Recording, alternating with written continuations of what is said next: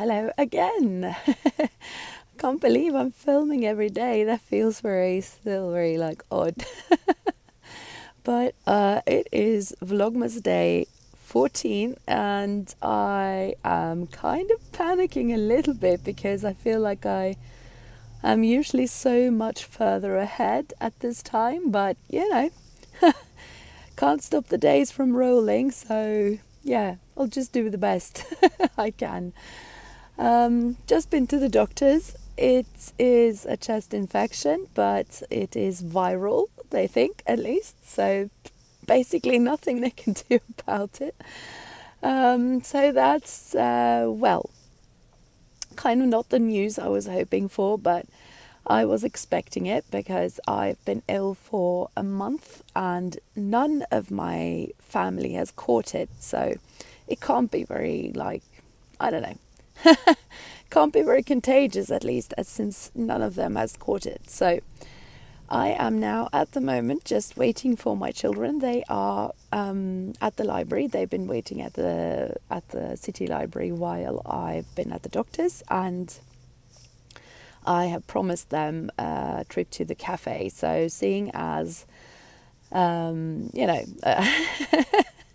I can't really do a lot of the things that we had been planning for these days, then at least, I can take them to a cafe, and I'm not feeling too bad about that, seeing as, if none of my closest family members has caught it, it can't be very contagious. And the doctors also said that it's probably not very contagious at all. It's not COVID, and it's not any of these normal things. So then I don't feel too bad about placing myself in a cafe.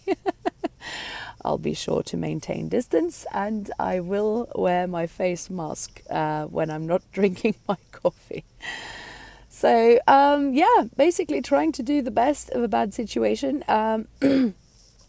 And later today I will set dough for the ginger snaps that we are going to be baking tonight. I was planning on doing that this morning, but unfortunately I was out of cream. Isn't my life fascinating, people? So I'm going to wait for my children, and they'll be here any moment, I think. And then we're going to a cafe, making the gingerbread or ginger snap dough, and then probably collapsing on the sofa again. I will be talking to you a little later today, I hope, and then I'll say a little bit about the rest of the Christmas presents that I plan on sewing. Might be a little less than what I had hoped, because I keep getting chest infections, but what do they call it? Making lemonade. So I'll do my best, and then it is what it is. It's going to be a nice Christmas, whether or not everyone gets homemade Christmas presents. So yeah, okay, telling myself that.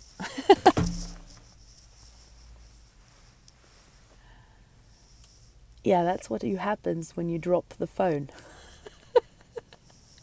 Okay, see you later. All right, it's me again. I've just returned from the shops, and my husband has taken the kids to tennis. So they were all going to have a lovely time together and, play some tennis and just play around a little bit.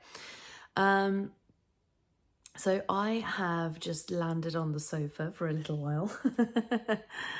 Made myself some herbal tea to just relax a little bit before I start the next project. So after I talked to you earlier today, I took the kids to a cafe. We had some coffee, and I had some coffee, obviously, and got a few more Christmas presents, and I got a little more Christmas ornaments in red, because seeing as I usually have nature colored things or green and blues, I don't really have that many that are like more classic or red. So I had to get some more of that. And now, of course, a lot of the shops are starting to put like 50% off the Christmas wares. So I got a pretty good deal for the new Christmas baubles. And some wrapping paper and those kinds of things. And then we actually picked out our Christmas tree. Now, I know that in many other countries, like in the US, for instance, our friends in the US generally put up their Christmas tree straight after Thanksgiving. That's not really the tradition here. So we usually put up our Christmas tree on the 22nd of December. But I mean, the trees are already cut, so might as well just buy it now and then let it stand out in the outside of the house until it's ready to go indoors and into the living room. When I was a kid, we usually put up our Christmas tree on Christmas Eve. Most people back then put it up on the day before, so on the 23rd. But I think that traditions are changing now, and people are starting to put up their Christmas trees earlier in December. I usually stick with the 22nd, as that's usually, when I have done most of the, scrubbing and cleaning and all the rest of it, I usually do the kind of Christmas decorations on the 22nd. And the Christmas tree is up in our house until the so-called 20th day of Christmas, which is the old tradition here. So that's, if I'm counting correctly, that's on the 13th of January. And then everything is kind of tossed out. But so we kind of stretch the Christmas a little on that side here. But I bought the Christmas tree. I think it's going to be nice. I think we found a pretty good one. And I thought that I would just come on quickly now to tell you a little bit about the rest of the Christmas sewing. So actually, I mean, the things I have to prioritize now is, of course, the presents. I've got a little more than a week left, and I think that's going to be touch and go because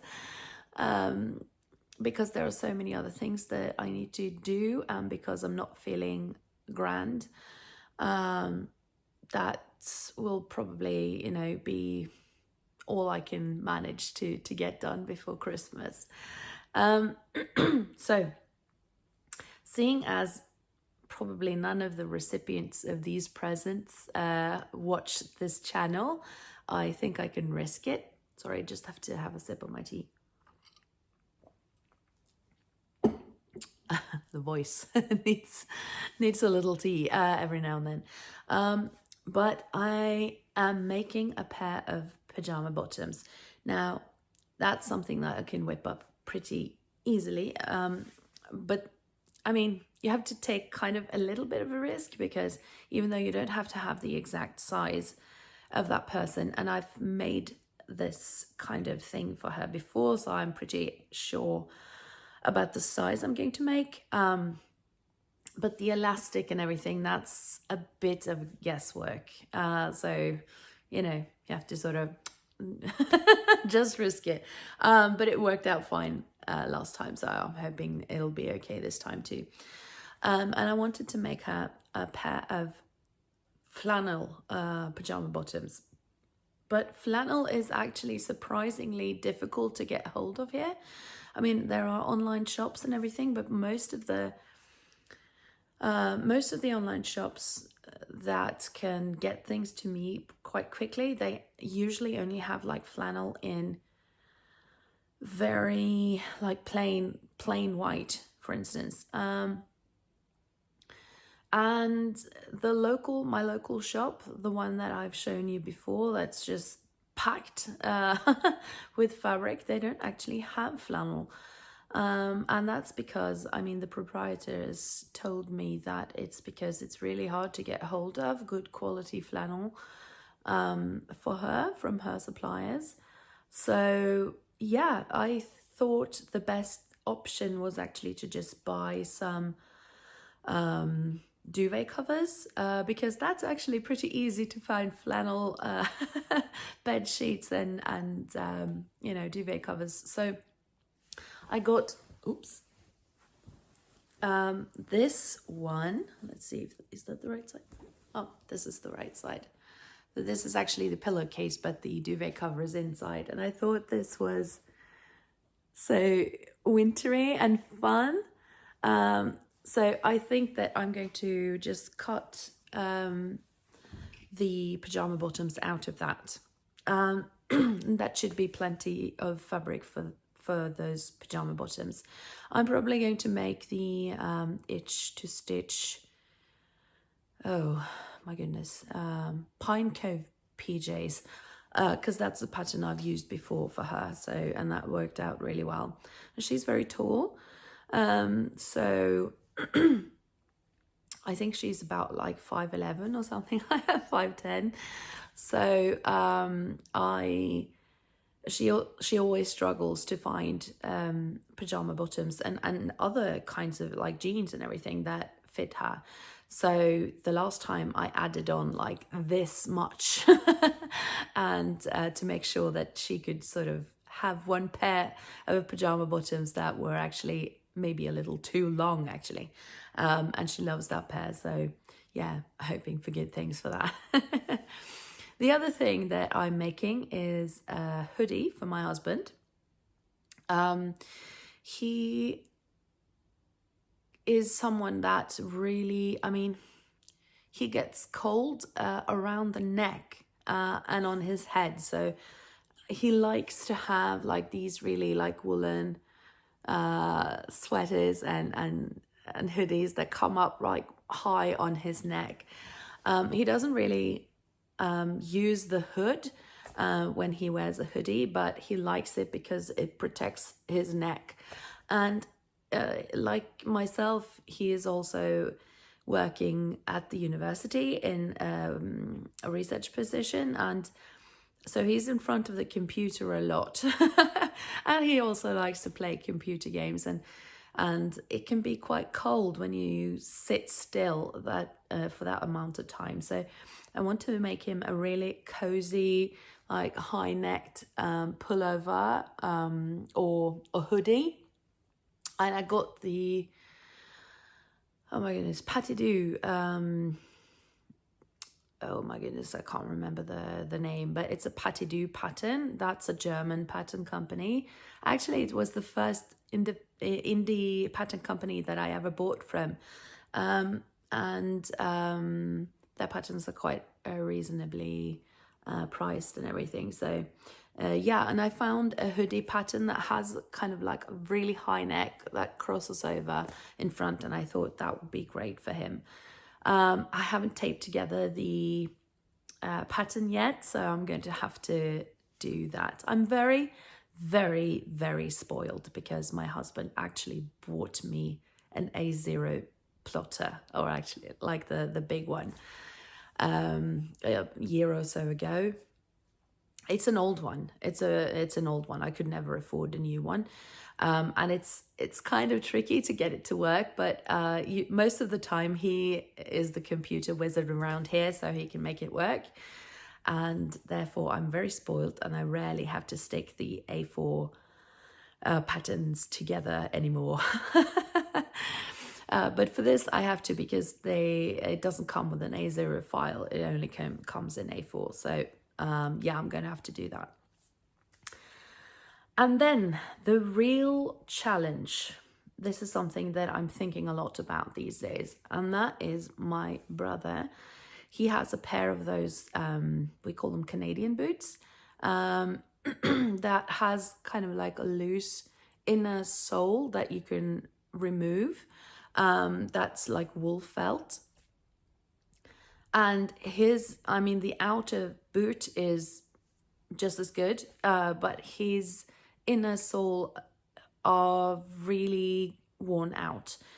And it's surprisingly difficult to find like replacement inner soles, or linings, I suppose you could call them. And it's really hard to find. And he asked me this year, do you think that you can maybe sew a new pair? And I really want to make this for him because he's been asking for it, or he's had that on his wish list for a couple of years. But honestly, I don't know how I'm going to do it. I can't find a pattern for it. So I think that tomorrow I'll probably go out to my local fabric shop. It is a bit of a hassle because even though it's only like half an hour away, I don't really want to go shopping these days. But I think I'm going to have to do that tomorrow and find some. I was thinking boiled wool is maybe the best option because I don't think we can find like wool felt or anything around here. And it's too late to order it online now. So I think I'm going to try boiled wool and then maybe just wing it. If you have any suggestions, please do leave me a comment because I'm not really sure how to do this, but I'll give it a go and see what I can do. And one final thing that I'm hoping to make, although this might have to wait until the days between Christmas and the New Year's, is a pair of dungarees for my eldest daughter. She wanted a pair of dungarees with mushrooms on it. I just love that weirdness about her. And I got the fabric, but and I've pre-washed everything. But I think that seeing as I have another gift for her, I think that might have to just wait until I can get the other ones finished. So my priority is the PJ bottoms. I'm going to cut those off out after this, I think, and the hoodie for my husband, and then the inner soles or linings for my brother, and then the dungarees for her. I think those are the 4 things that I'm hoping to manage in the next week or so, but will I make it? I don't know. But I think that this is going to be it for tonight. I'm going to cut out these few things and stick that PDF together if I can. I've probably put those A4 papers somewhere, but don't exactly know where they are at the moment. So I'm gonna have to find them and stick them together. And then I'm probably going to bake some ginger snaps with my youngest this evening. So I think this is probably as much as I can get filmed today. I forgot to bring the advent calendar up, so yeah, that's going to have to wait until tomorrow. Okay, everyone, see you later. Bye.